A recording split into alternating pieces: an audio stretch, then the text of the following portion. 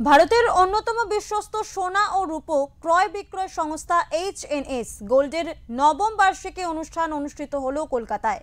প্রতিষ্ঠাতা ও সিইও সুনীল কুমার একে, পরিচালক সাজিস সত্যানন্দ এবং প্রধান উপদেষ্টা অভিজিৎ মজুমদার জানান, আগামী দিনে আরও বেশি কর্মসংস্থান ও ব্যবসায় স্বচ্ছতা বৃদ্ধিতে জোর দেবে সংস্থা।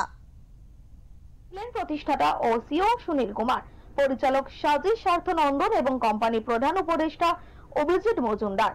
তারা সংস্থার সূচনা লগ্ন থেকে বর্তমান পর্যন্ত যাত্রাপথ, সাফল্যের গল্প এবং ভবিষ্যতের পরিকল্পনা তুলে ধরেন। সঞ্জয় রায়চৌধুরীর রিপোর্ট, ওঙ্কার বাংলা। ভারতের অন্যতম বিশ্বস্ত সোনা ও রূপো ক্রয় বিক্রয় সংস্থা। দেখুন, গ্রাহকদের উপকার এই কারণে আসবে, এক হচ্ছে এমপ্লয়মেন্ট জেনারেট হলে, এখানে তো জানেন যে আমাদের এমপ্লয়মেন্টে একটা বড় সমস্যা আছে। এমপ্লয়মেন্ট জেনারেট হলে আমাদের অর্থনীতির দিক দিয়ে একটা ভারসাম্য আসবে। সেকেন্ড হচ্ছে যে এইচএনএস গোল্ড কিন্তু কোনো সময় চায় না যে কোনো মানুষ চিট হোক।